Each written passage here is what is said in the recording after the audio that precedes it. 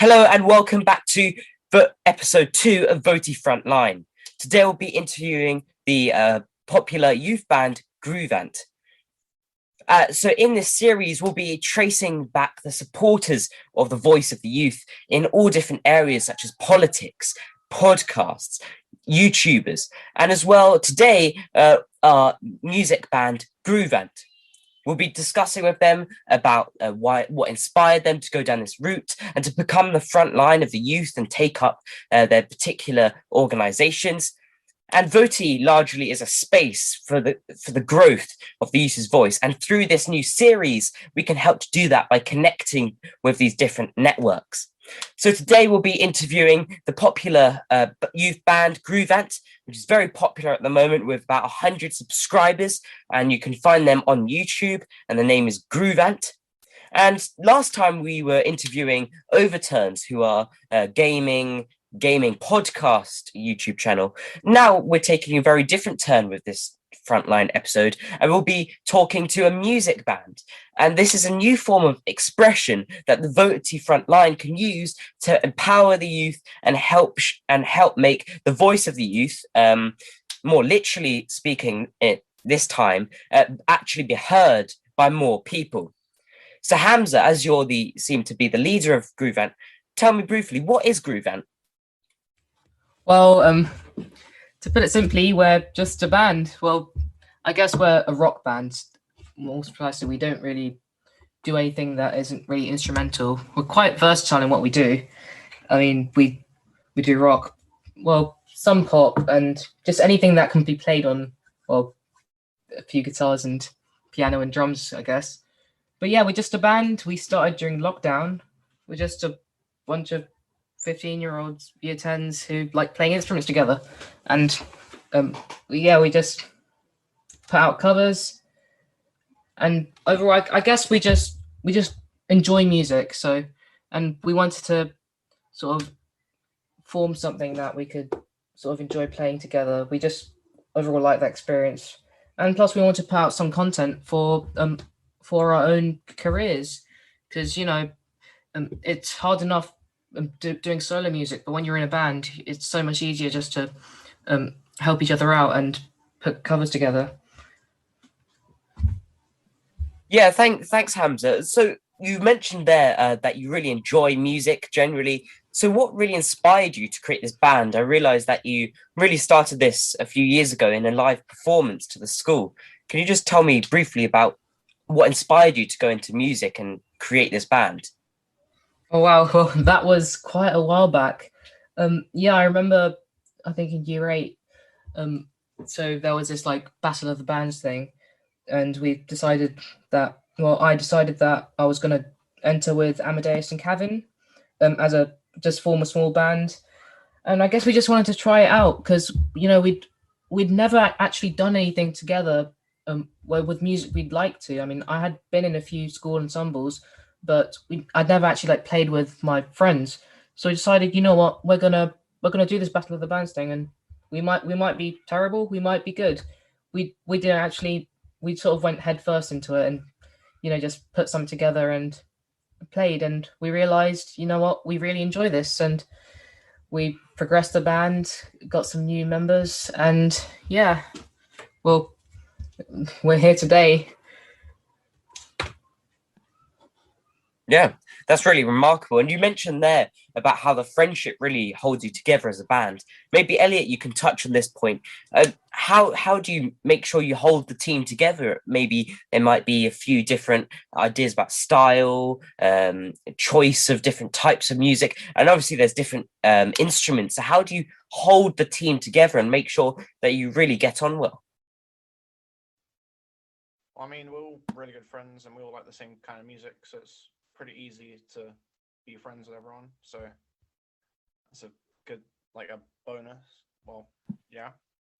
Yeah, that's great.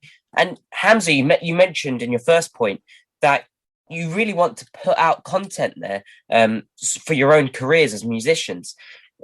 Some of our viewers may be thinking about going to music themselves, and maybe they're thinking about how do they actually make sure that they can have the easiest career they can do. Do you have any advice for them? Oh, well, I mean, I don't know if I'm sort of in the position to be giving advice to others, but what I can say, what I've been doing is just constantly putting out whatever you can make, whatever you can record. It doesn't matter if you think it sounds bad. It probably doesn't, because musicians seem to they just seem to be extremely critical of themselves. You might think it sounds bad, a recording sounds bad, but everybody else will love it. So if you continue putting out content, it will get somewhere. Somebody's going to find that, and somebody's going to want to hear more, and you're going to gain supporters. I mean, it's already happened for me at least. I've gotten emails from a few like um, music labels and stuff asking for jobs and stuff. So I mean, and that's just off a YouTube video with 80 views. Some talent scouts just picked that up. So my best advice was just be to get recording and just put stuff out, because that's the best thing you can do for yourself. That's really good what you just mentioned there. That's fantastic. And your band has become very popular. How much have the different platforms that you've been using? Well, firstly, what are the different platforms you've been using, and how do they help to build up your band and increase popularity? Well, platforms we're using for the band, I guess that would include, first of all, mainly our main presence is on YouTube, but we do use Instagram heavily to promote our YouTube videos, and I mean, we use our personal Instagram accounts to promote band work. I mean, I put out a lot of solo material on my own Instagram account, and that's just, I think Instagram's a great way to reach out to your friends, but also reach out to members of the general public, because you can just have both. You can reach a wide range of audiences. And yeah, I guess we're we're trying to move towards Spotify, but we're sort of still sort of stuck in a rut in terms of audio mastering stuff and things like that. So we're planning on moving towards platforms like Spotify and just putting out an album or something of covers that we've put together over the past few months. But yeah, I guess in terms of platforms, that would be about it. Yeah, that's really good. And maybe, Elliot, you can touch a bit more on the kind of creative dynamic within your band, the styles you adopt, the kind of types of music that you really like to play, and maybe even you personally, Elliot, and maybe even you, Hamza, after Elliot's finished, what you like listening to and therefore like playing. Well, I mean, we all kind of just don't like modern music. We all like music from the 20th century, like from the 80s, 70s. See, I personally enjoy playing that kind of stuff, and I enjoy listening to it as well. I mean, yeah, I'd have to agree. But I mean, don't get us wrong. There is still some pretty good modern music out there, but I feel like just the kind of musicians we are, like we're playing instruments that were well in their prime in the sort of 60s or 70s, all the way up to the 90s. So, for example, my guitar, my favorite guitar, the one I have is a Telecaster designed during the 50s. So I'm playing stuff on it. So like the Beatles, 60s stuff, the Queen, 70s. We're just we like to focus on that section, on that like sort of time period, because I think it provides some of the most simple yet complex sort of music. Like that was like sort of the golden age of rock, in my opinion. It's just every song, well, nearly every song put out was just completely a new thing. Like the Beatles, I think, sort of pioneered rock and roll. Yeah, that's great. And I think that would be quite reassuring for viewers, maybe if they have tastes in music that perhaps are less focused at modern pop music that many other people would be focused on, and your band really supports that. And that leads into my other question. You mentioned your instruments there. How do you actually fit together these covers and actually arrange the music? And does that create any dynamic between the different instruments that you'd like to touch on? Well, in terms of instrumental stuff, so I mean, well, Kevin handles most of the arrangement, because Kevin is just like Mozart when it comes to like sheet music, putting instruments together. He can just listen to something and write it down for us to read and play. And in terms of instrumentation, we like to experiment a lot. I mean, obviously we've got simple instruments, so Jack's on keys, Cavan's on drums, Elliot's on bass, Amadeus on vocals, and then I'm on guitar. But we'll put effects in. We'll chorus our guitars, so like make it sound like there's like a few hundred guitars playing in the background really quietly. Put reverb on everything. It's just it's quite fun. Just messing around with this stuff because we'll put effects on the bass, make it sound a bit sort of sometimes muddier if we want to achieve like a kind of Paul McCartney bass sound. And yeah, we'll put lots of effects and everything, mix it together. We've recently been experimenting with stereo effects because I do remember in our recent cover of Island in the Sun, I'm currently remastering that in stereo. So a few of the vocal lines will be in your left ear 1 second, but suddenly pan to your right. So it's almost as if the singer's moving around you and stuff. But obviously we can't do that live. So live, I think we're gonna think about expanding our range using effects pedals, amps with effects built in and stuff. But mostly, I mean, in my opinion, as well, a classical guitar player, I think most of the tone, most of your sound is really at the fingertips. And I'm sure my friends in the band feel the same way about their instruments. Yeah, that's really clever what you mentioned there about the sound effects and how you've actually managed to create the tone for in the individual pieces. I realize you're moving also towards originals, I believe. And have you published your composition Funky? Yes, we have actually put out one recording of that on our page. That was very hastily recorded before the second lockdown.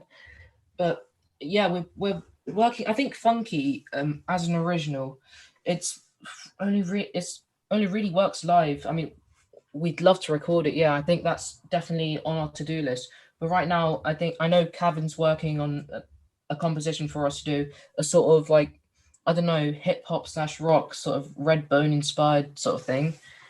I know we're going to do that because I've got quite a few ideas for guitar parts on that, and we're still in the sort of composing phase for that. But yeah, I mean, right now I guess we're kind of focusing on our covers mainly because, I mean, covers. Well, most of the work's already done for you. All you need to do is arrange it for your instruments. But we're definitely trying to move into the composing realm. But it's just so different. You have to think about so many things. And when you're composing, it's just quite difficult. Yeah, Elliot, Hamza mentioned there about the role COVID-19 has had in the last year of your band. He also mentioned that the band was actually almost created in the first lockdown. So, Elliot, maybe you could tell us a bit about how COVID-19 has affected how your band has been operating, use of technology, and also how it's been able to recruit members and start up. Well, I mean, the band as it is today, it was pretty much formed because of COVID. Because, well, Jack and I weren't members of the band before the first lockdown. We saw a cover of Beaming Rhapsody, which Hamza, Cavan, and Amadeus put out. And yeah, we saw that and wanted to take part in whatever was happening there. So, so it's obviously been difficult with the pandemic to record and everything and write, obviously. So, yeah, it's always been a struggle, but I think we've embraced it. Yeah, it really seems so. Your YouTube channel is putting up tons of content with really high quality as well. And Hamza, maybe you could tell us about the future of Groovant, whether you've mentioned compositions there, maybe live performances. Just tell us about where you're headed with Groovant. Well, now that we're back in school, we're sort of getting into our groove again. Sorry. We're doing weekly rehearsals. Right now we don't have a singer because Amadeus is isolating currently, but we're still trying to work on our sort of instrumental side of band work. I think the future of Groovin is gonna move away from, I mean, I don't really know. I'm not gonna control it or anything, but I think we're gonna move away from covers and stuff and move more to live work and maybe performing covers live, obviously, and performing our own content live. I just think it's so much easier to perform live when everyone sort of synced up together. It's it's much more fun than just like sitting in front of a computer and lining up audio and stuff. Yeah, absolutely.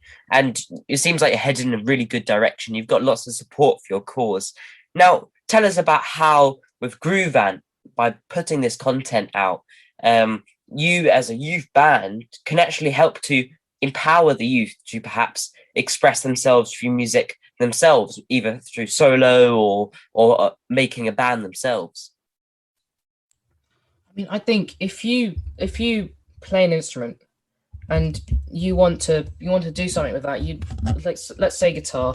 If you're a guitarist, I mean, guitar is a hard instrument to like be a soloist on. You if you want to be noticed, you probably join a band, because let's be honest, solo guitar isn't really that big an industry, or like there aren't many solo guitarists. So, you know, if you've got an instrument, if you're a musician, and you don't need to join a band, you can make a band. Just hell, a band could just be two people, a duet. Just do something. If you do something, if you play with somebody else and you like it, you'll definitely like it. It'll just be so much better than just playing on your own. And hey, if you don't want to play with someone else, if you don't want to be a band, just put out your own content. In the beginning, yeah, it might be hard. I mean, I remember just starting to put out my own solo content. It was hard. Most of my covers weren't that good, but as you get better on your instrument, you'll get more confident. You want people to see what you're doing, and it'll just get so much easier. Yeah, well, thank you both to Hamza and Elliot, and to all of Groovant for supporting VoTY, empowering the youth, and doing all the great stuff that you're doing. Groovant, as we've seen today, offers a new front line to express, to empower the youth to express themselves through music. And we've seen last time how Overturnz use gaming and podcasts. Now this time, Groovant is using music to actually help to spread the voice of the youth, and help to be the VoTY front line. I hope you enjoyed this podcast, and please look at the Groovant content that will be linked in the description. Thank you for this week, and goodbye.